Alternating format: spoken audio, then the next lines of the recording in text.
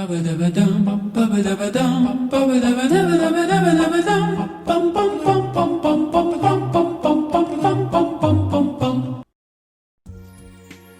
met Rita outside Vienna's. She was wearing a hat with a white rose and a veil. It didn't suit her, and she knew it. We took arms and walked down to Lance on the corner and the old Vienna cafe, which we liked because it was full of red plush, gilt and newspapers stuck on sticks. It was also cheap, and you could have as much coffee as you liked if you bought a bit of gateau.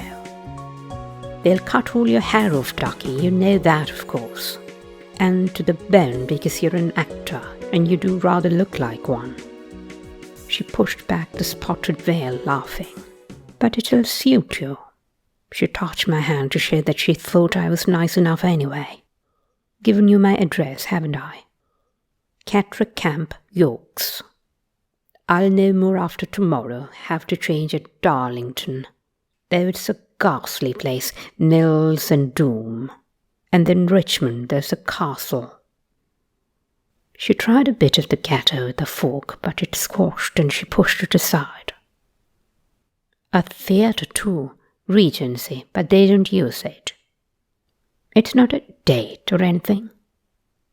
No, they store things in it. Furniture, that sort of stuff. What a waste.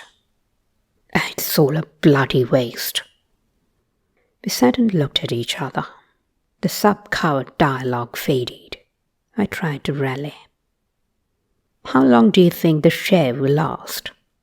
She picked up the too hot coffee pot, saw and fumbled for her napkin to wrap around the handle. Another couple of months, depending on the rates, really. Peter's in Kent, did you know? Infantry. I must say the new boy looks a bit silly in your kilts. They come down to his shins. She stopped quickly.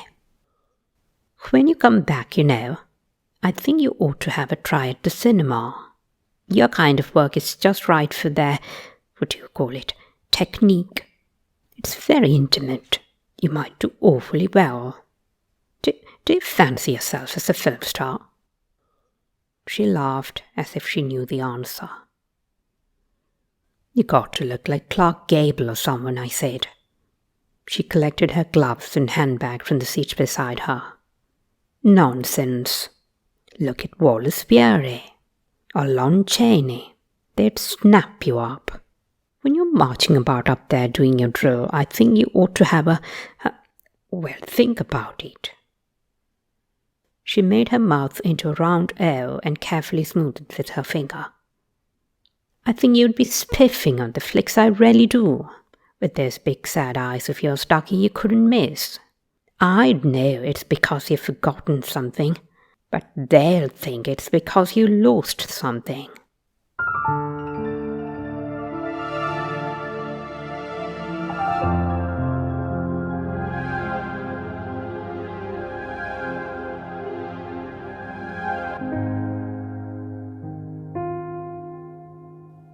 At King's Cross we pushed through a sea of khaki and blue, crying children, anxious women, trundling tea-urns, trolleys, hissing steam, and hundreds, it seemed, of men carrying empty suitcases. My lot, I thought. The conscript special. At platform 10 there were 3 men singing Tipperary and waving a bottle about, and a woman passed us with a white face, weeping without expression, holding a bunch of bluebells.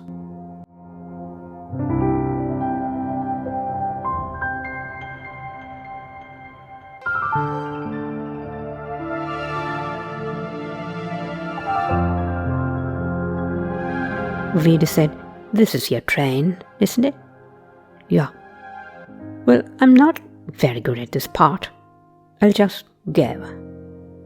I kissed her on the cheek through the veil and saw that she was crying too.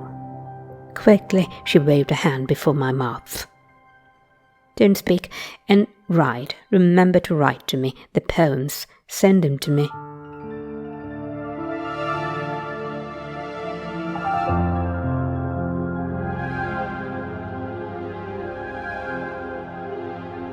She turned swiftly and went away, bumping into people, fumbling in her handbag. Aunt Hester at Queen Street. The same wrench of sadness.